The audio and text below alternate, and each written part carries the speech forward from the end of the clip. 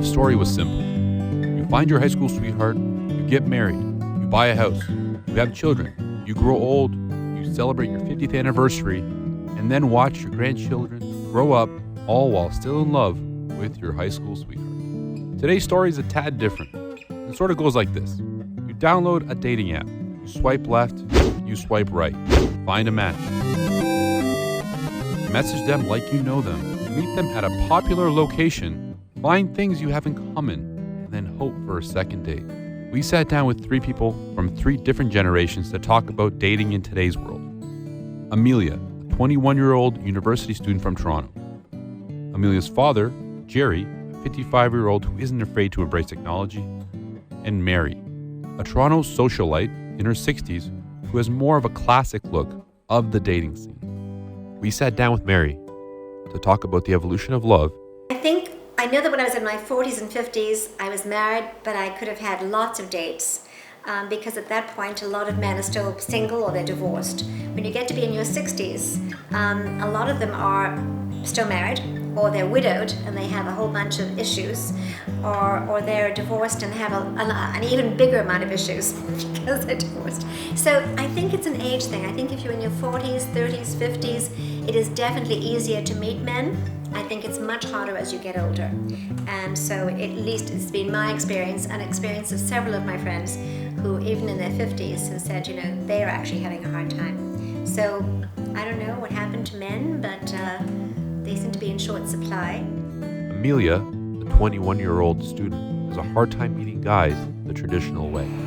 It's hard to know what someone's going to be like, and when there's so many different people that you're sort of balancing conversations with, you don't really have a face to place with the name because you can sort of see their picture, but you don't know their mannerisms, you don't know how they speak or what they sound like, and I think that ends up being a deterrent for using the app in the first place because it gets kind of overwhelming, and it's, I guess, hard to know if you're going to like someone until you meet them, but I mean, how many people are you willing to meet before you give up? The search for love is timeless.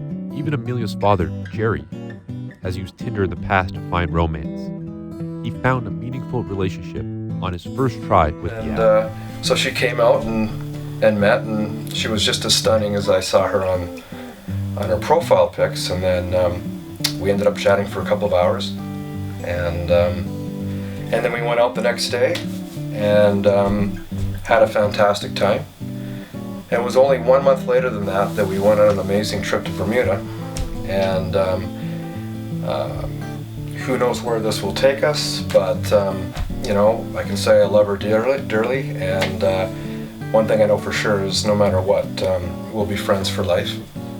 And so I don't know, I guess it renewed my faith in relationships where I'd been in relationships and I was kind of losing faith in those. And so for me, it was a real positive experience. Amelia is a lot more cautious than Jerry, who got lucky on his first try. She's a lot more careful in whom she connects with on Tinder. I've just been more careful about who I swipe now. Like, I'm only going to swipe someone who seems like there's more depth there, and they would be more apt to respond to something that I have to say. It's getting easier to tell if you just want to bang. Okay, so as I said before, I have this thing in my profile where I say, like, oh, I'm still looking for my future ex-husband. So this one guy, Eddie, on 9/22/15, you figure it out, opened with, only if you'll sign the prenup, Amelia. So I thought, that's pretty good. Mary has a few tips she's learned that are useful at any age.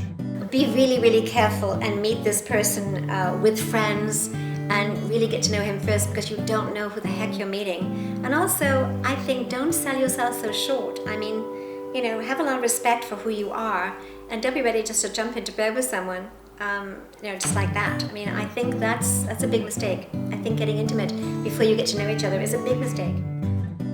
Mary's experiences shape her perspective, and Amelia's aspirations shape her. I guess the game of love never ends.